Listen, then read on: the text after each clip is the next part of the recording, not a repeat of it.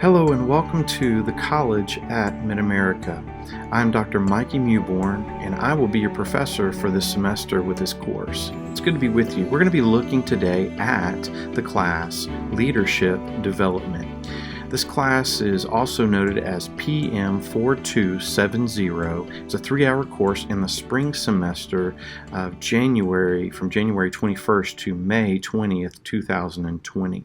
Now, if you want to go ahead and just take a moment to grab your syllabus that has been provided for you on your Sonus account as well as in Moodle, you can go ahead and do that at this time. That way you can watch this as we go forward. But this class also meets on the main campus of Mid-America from 12:30 to 1:20 p.m. on Tuesday, Wednesday, and Thursday. I want to tell you that I would love for you to be a part of this course because, or part of a class that we would have during those times. If you're in the area, let's say in Memphis, Tennessee or Cordova, please take the time, schedule a day when you can come in and be a part of our class discussion. We would love to have you there. You're welcome to come at any time, but please make a day to do that. And some of those days that are the best for that are review days, and then that way you can come in and review with the class, get to know some people, and then, of course, you take the exam online. But let's continue on through the syllabus. As it says, I'm Mikey Mewborn. My email address is mmewborn@mabts.edu. My cell phone number is provided there. The best way to contact me really is going to be through email. You have my cell phone if you want to text me or if you need to call me about something very important, but email is probably the best way to get a hold of me. You can call or email for an appointment. We can do that through a conference call. If you want to come up to the seminary and the college, we'd love to meet with you, or I'd love to meet with you. But just make sure you know those things. All right, let's look at the course description. A study of leadership development in a local church context. Emphasis is given to personal leadership development and the developing of other leaders. So those are important. Course objectives. The course is designed to be highly interactive in the exploration of the philosophy, administrative principles, and practical implementation of leadership in the church. The student involved in the discovery learning process should be able to, and here's some things that will be very important. The student will understand and articulate the characteristics of a servant leader, especially as it relates to the local church. The student will evaluate his or her own leadership quality and seek ways to grow as a leader. The student will develop his or her own leadership philosophy and approach to developing other leaders, and then the student will become knowledgeable in the different theories of leadership and how they apply in a working ministry or work/ministry setting. And then the last thing there is the student will understand how diversity, technology, globalization has changed the landscape of leadership in business and ministry. So the course is going to be highly interactive and necessitates that all participants engage in dialogue with the issues and concerns under discussion. So make sure that you know about those things. All right. For the course requirements, we're going to start with the syllabus signature page. Now, being an online student, and you'll notice this, I'm using this syllabus as well for you guys, as well as what's going to be used for our residential students. And so you'll see some things in here, and I'm going to make some notes of what you would do a little bit differently. But one of those things is the syllabus signature page. There is a signature page on page 14 of this document, and what that says is that you have read the syllabus in its entirety. There's a couple ways to do this. What I would encourage you to do is just read through the syllabus. You're going through it now with me, but read through it and then let me know in the interactive forum on week 1 that you have read the syllabus in its entirety. And if you do that, you'll make sure that you do not get a 3% deduction on your final grade. It's important that I know that you've read the syllabus because I will refer back to it many times, and you won't be able to say, well, you didn't tell us that requirement was due or that assignment was due. We can always go back to the syllabus and say, yes, you read it, I wrote it, we know what's expected there. Okay, so that's important. All right, the required reading. Let's look at that for just a moment. The required reading will come from the following text. Students are also required to read an additional 100 pages from the bibliography in the syllabus. So there is a bibliography that's attached to this syllabus. Make sure you become familiar with that. You'll probably use that for books in the future or papers in the future as you write those types of things. You're going to need that, all right? There's also a reading requirement page that'll be a part of this, or it'll be a page that's telling me how much of the reading have you done, and there's a percentage that you'll put there, and so I'll need to know that later on. You can also send that to me in a post as well, or an email. That would probably be the easiest way to let me know that you have read, or what percentage of the reading you have actually read.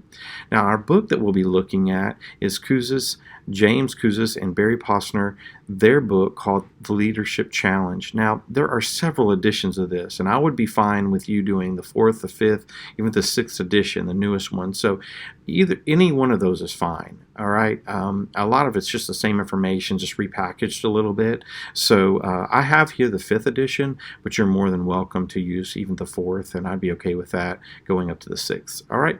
Of course, we'll be using the Bible for this course. The English Standard Version is the version I'll be using, but you can use different versions. Class participation and attendance policy. Let me just talk to you quickly about the students that are online, of course, and this is the focus there that we're going to look at. So when you think about and I'll put this in Moodle for you so that you would know exactly what's expected, but there will be a checklist that is given in every week of every course, right? And the checklist, you'll need to go in there and see what's expected. So there will be 3 things that you'll need to do for each week. There's reading assignments, there's watching assignments, and then there's posting assignments. So the reading is read the lessons for the week, all right, or read the book for the week or material. Then watch the lessons. There will usually be 3 lessons posted per week, video lessons. And then post. You have to post at least twice per lesson. You'll post a response to a question that I will offer, and then you will make a comment on a post that somebody else has already responded to. So that'll be important for you to see that, and you can see that also in your syllabus later on under the title or the heading "Posting for Online Students Only." That's very important, and what you'll do is you'll go in on the checklist on week 1, week 2, week 3, and you'll check off what you've done, and I'll make sure that I can go in there and look at that as well. So we'll talk more about that as we go, but that's just important to look at this time as we're thinking about class participation and attendance. Okay, make sure that you look at the student handbook as well for different things like this. Then exams. Each student will complete both a midterm and a final examination. The final exam will not be comprehensive. The exam schedule is shown in the attached schedule, so you'll see where those are throughout the class, all right? And then there's a class project. The student will write a 10-page, complete pages, double-spaced, paper related to the topic from the class. All topics must be cleared by the professor. So I'm going to let you know probably in a couple of weeks that you need to submit to me what you're thinking about writing, and I'm going to put that down, but it also has to be okayed by me. So if it's an area, since this is leadership development, you don't need to be writing on you don't need to write a theology paper about this. You need to be writing something that falls under the auspice of leadership development. So make sure that you know that, and then so everything that you're going to write for the College of Mid-America should be in the MLA style of writing. So you need the MLA handbook if you haven't received that. There's also in Moodle, there's some teaching guides to help you write a paper in MLA, so that's really good for you as well. You must have a minimum of 8 sources, and a minimum of half of your sources must be books for this paper. So I'm going to need some books, and there, of course, being leadership development, there are so many books about leadership, so you should not have a problem finding what you need for this course. You may also use some scholarly journals, websites, things like that, but just be careful be careful about using other things like Wikipedia or personal websites that may not be credible in what they're giving us. All right, so make sure that's an area that you hone in on. All right, all papers for this class, 12-point font, Times New Roman. And then the selected bibliography near the end of syllabus must be a useful guide to formatting your own works cited page. All right, the paper must be original to this course. 10 full pages of text must be given. So don't write 9 pages and then say, well, your 10th page is some form of bibliography or anything like that, a works cited page. Don't do that. You need 10 full pages of text, and you'll see when it's due definitely there.